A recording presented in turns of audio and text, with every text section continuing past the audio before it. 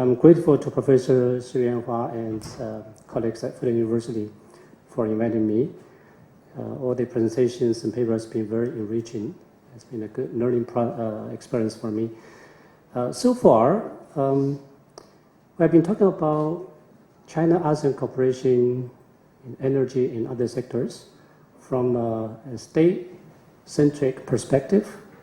We've been looking at all the national policies and also bilateral relations, and some papers have discussed specific issue areas. What I'm going to do in the 10 or 15 minutes is to discuss the roles of the subnational governments, provincial governments in particular. And there are many provinces in China. You have over 30 provinces, and 10 ASEAN countries have many states and many provinces as well. So it's impossible to look at all these states and provinces. Instead, I will use one example, the case of Guangxi's role in China and ASEAN relations, to demonstrate perhaps the value of trying to explore energy cooperation between China and ASEAN countries from a subnational government perspective.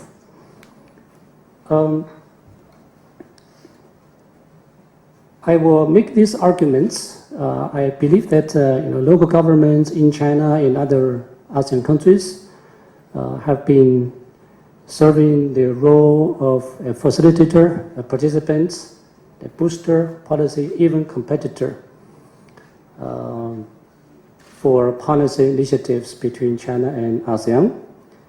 The Belt and Road Initiative, which includes energy cooperation between China and ASEAN countries, will depend on these subnational governments, especially in Asia, China, and ASEAN countries. So there is a need to put more premium on the subnational governments, in my view. And the local governments have been primarily motivated by economic interests, benefits that could go to these subnational governments. And I will talk about the implications of my research for China-ASEAN relations and energy cooperation between China and ASEAN. Guangxi, we all know the location, right? In the relations between China-ASEAN, from the Chinese perspective, there are a number of provinces, provincial governments that are more important than other provinces. Here we're talking about Yunnan, which was mentioned by Professor Xin early this morning. Guangxi is another provincial unit, and Hainan province, Fujian province, Guangdong province. These provinces are very active in the interactions between China and ASEAN. In the case of Guangxi, we've seen this list of major projects that the local government has been pushing forward: infrastructure connectivity, sub-regional cooperation, cross-border trade, financial cooperation, investment. This includes investment in the energy sector, and that be industrial parks, industrial zones, spearled by Guangxi government. There are also numerous social interactions, and now we have the so-called Nanyang channel that the local government in Guangxi has been very keen in trying to build. And also this emerging, this is not on my slide, but emerging in the so-called southward communication corridor, Nanyang Tongdao, from Southeast Asia to Guangxi and to the many provinces in central China and southwest China, even northwest China. If you compare Guangxi's role with other Chinese provinces in China-ASEAN relations, Guangxi is a latecomer, as we understand. It became active by the mid-2000s.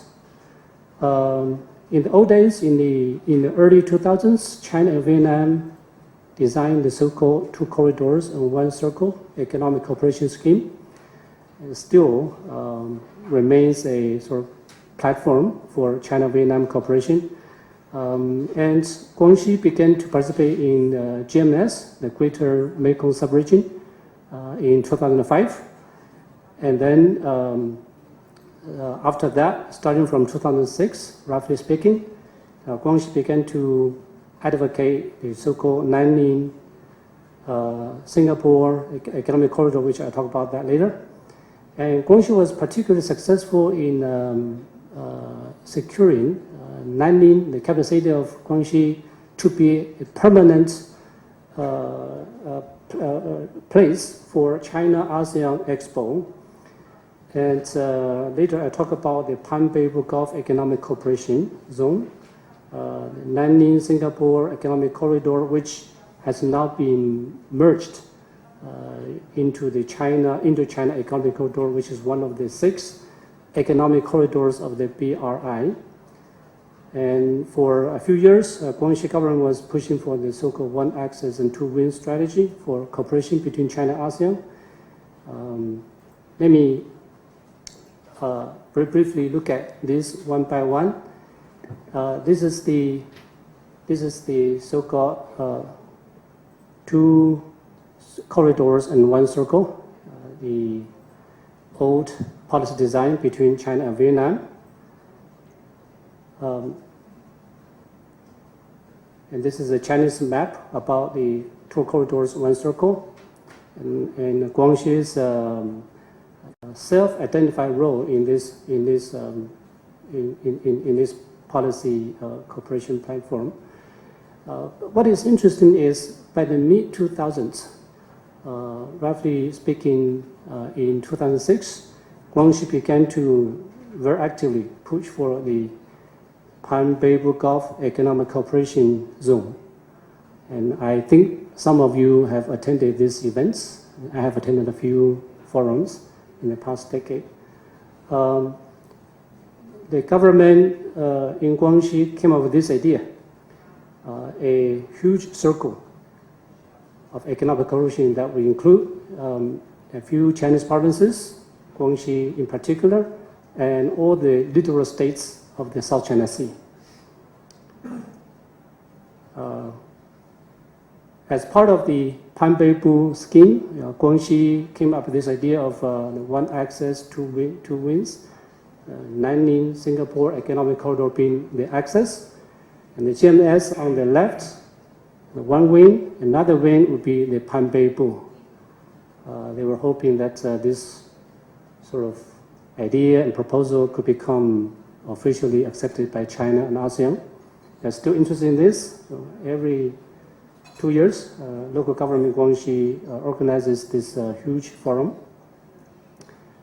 This is a map about the Nanyang Singapore Economic Corridor. And here we talk about infrastructure, connectivity, energy cooperation, power grids, and also investment, industrial cooperation, etc., etc. Okay. And now it has become, as I said, part of the Indo-China Economic Corridor.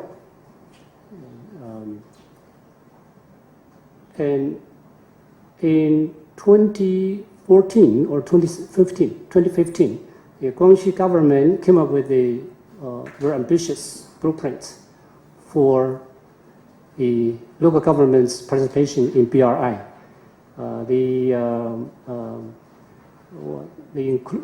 trying to include all the existing projects, but they came up with this idea of 5 webs.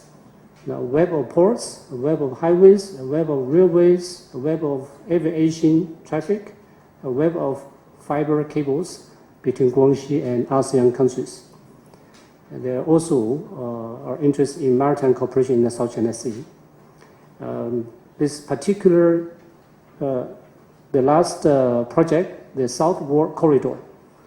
You look at this map on the right. Guangxi government used to be very keen in pushing for this. They were very interested in building Guangxi as a logistic transport hub for China-ASEAN. But before BRI was initiated, progress was very slow. Feedback was lukewarm at the most. But after BRI, particularly after Singapore and China agreed to start the strategic connectivity initiative centered in Chongqing. This southward corridor took off. It became now a very interesting and booming, I would say, and very promising project.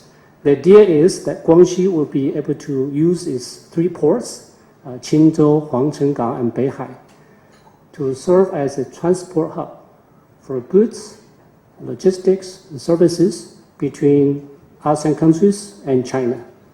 When you look at the map, the transport lines could extend to many other provinces in China, even the northwestern part of China, and by taking advantage of the railway connectivity from Chongqing to Xinjiang and Central Asia, it could actually reach Central Asia. So this project, of course, will take time, but it looks promising in connecting ASEAN countries and the Midwestern parts of China and even Central Asia in the future. So let me conclude. If these facts are interesting, the case of Guangxi serving as a policy facilitator, implementer, and even booster is true. And then naturally, we will conclude that provincial governments, subnational governments are important actors in China-ASEAN relations, and energy cooperation should be one of the domains that these subnational governments should be encouraged to play an even more active role. And I believe there is room that we could explore for the roles of subnational governments when we talk about ASEAN-China energy cooperation. One good thing about it is when it comes to like economic nationalism, which was mentioned earlier this morning, territorial dispute, sovereignty issues, allowing subnational governments to take the lead will actually help mitigate those challenges and concerns. Thank you very much.